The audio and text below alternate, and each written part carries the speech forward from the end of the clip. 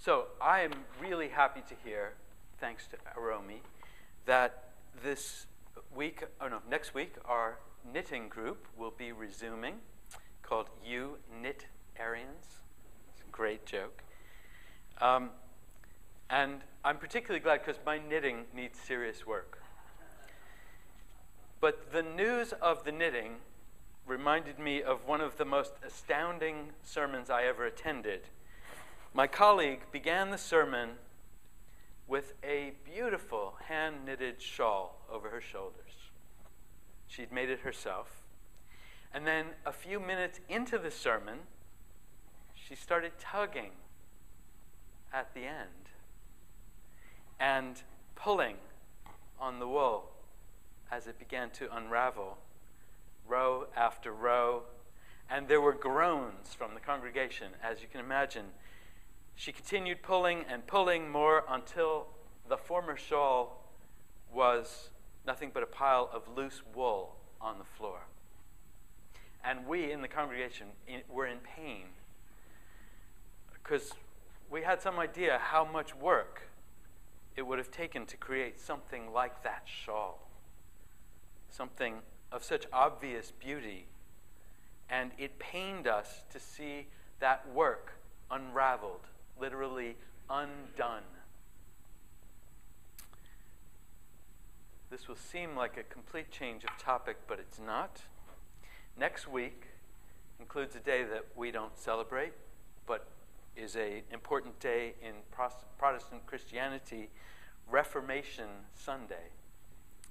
And Reformation Sunday celebrates the events of 16th century Europe that have come to be known as the Protestant Reformation, or simply as the Reformation.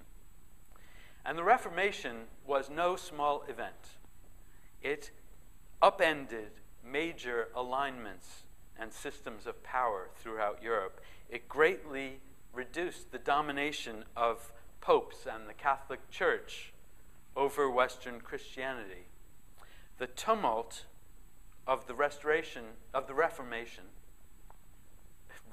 if I say restoration again, I mean Reformation.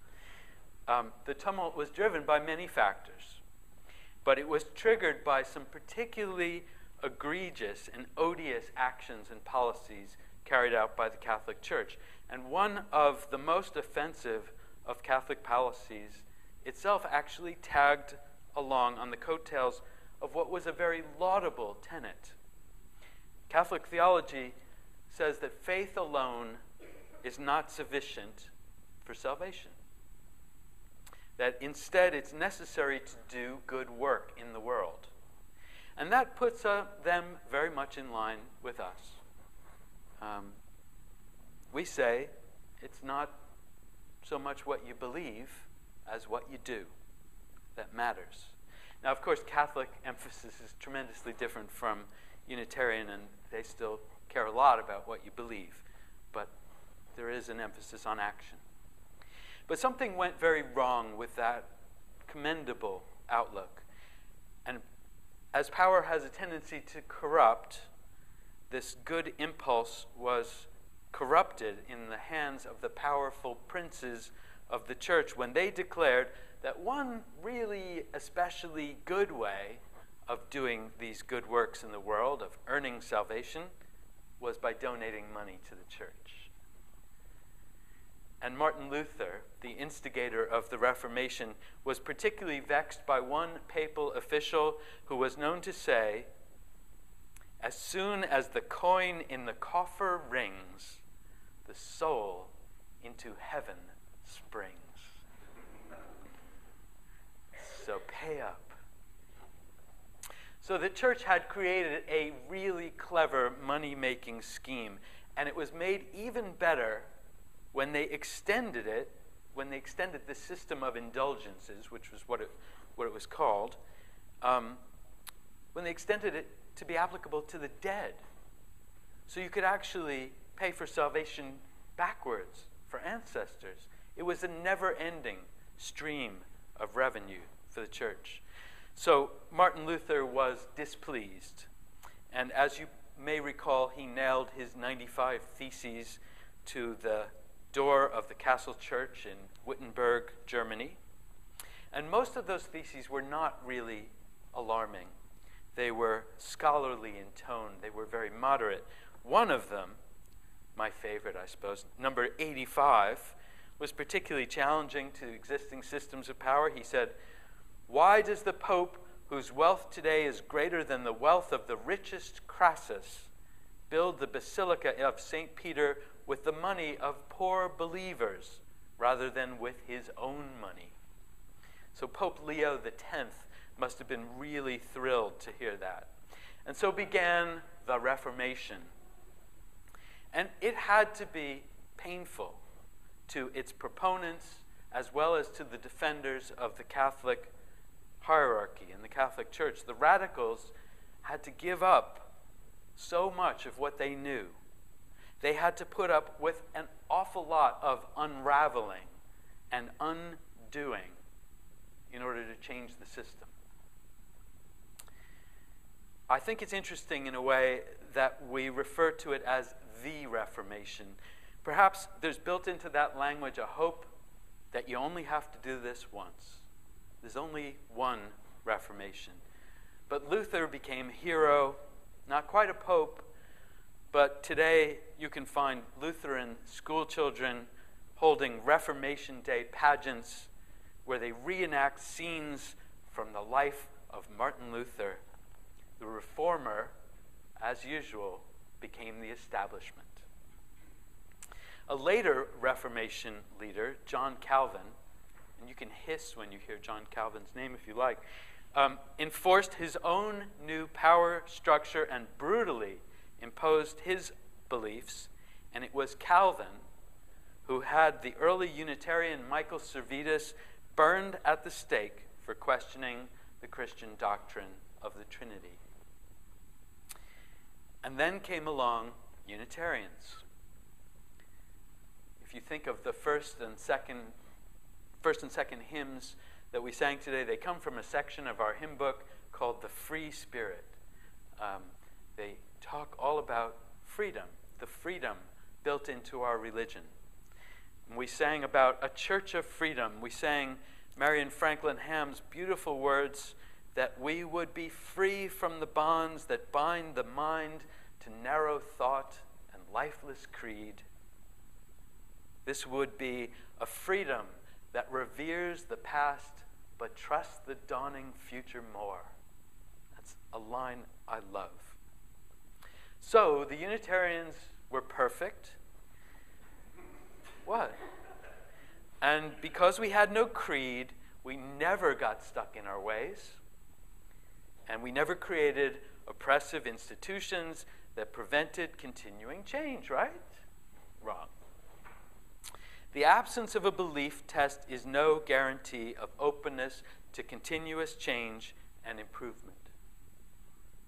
And when the Transcendentalist movement sprang up in the late 19th century with its then radical claim that we can all discern and know the divine directly rather than through Scripture, the Unitarian establishment was not happy. The Transcendentalist ministers then were shunned by colleagues and congregations. And it was only later, when Transcendentalism in turn became the establishment, that we became so proud to be associated with people like our own Ralph Waldo Emerson. There are two reasons that I want to emphasize Reformation today.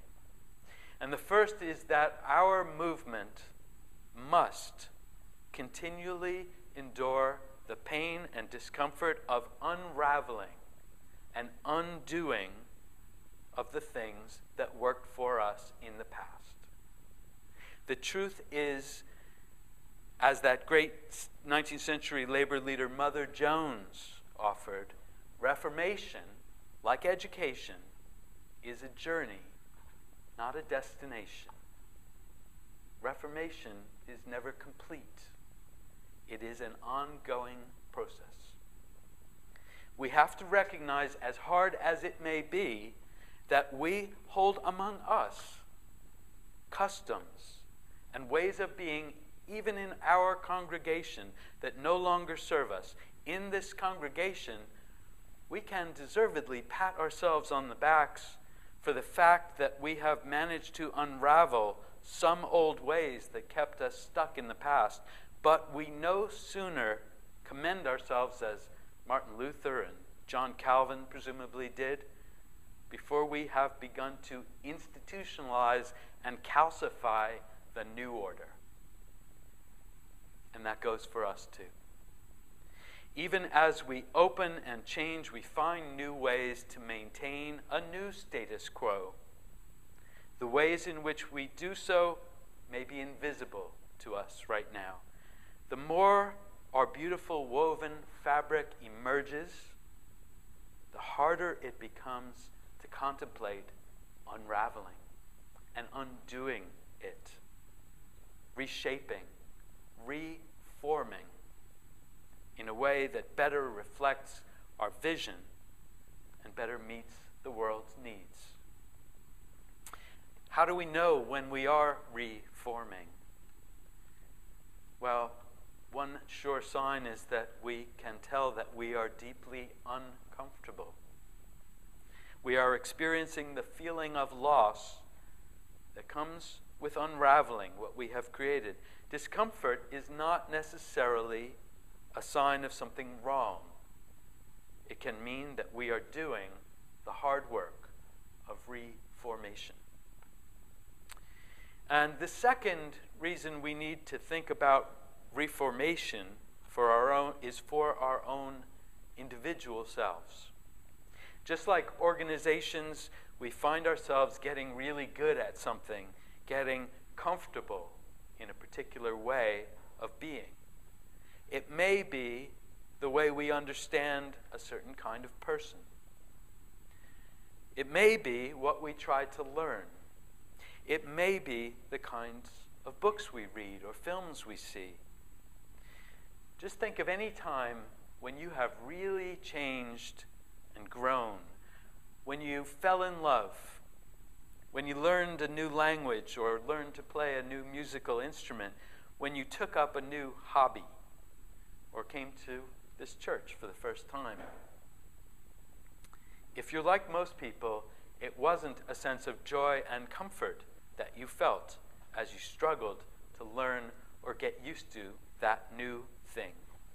And you were suffering from the unraveling, disassembly, and reformation of a part of yourself. The end to slavery required social and personal reformation. The end to the oppression of women required social and personal reformation. The equalization of rights for gay, lesbian, bisexual, and transgender people has required and will continue to require social and personal reformation. The reformations to come may yet be unknown to us. That is their nature. As comfortable, seemingly good and true structures need to come crashing down. We can only hold ourselves open to those changes, recognizing that reformation, whether systemic or personal, does not come without struggle or pain. We can ask ourselves, when we next feel uncomfortable, is there something wrong, or is there something here that needs to be unraveled and reformed? Is it time again to enter into that unpeaceable kingdom, in David Wagner's wonderful words? Living and growing is a journey that can be joyful and painful all at once. But without the journey, there is no life. We are going. Heaven knows where we are going, but we know within. We are going.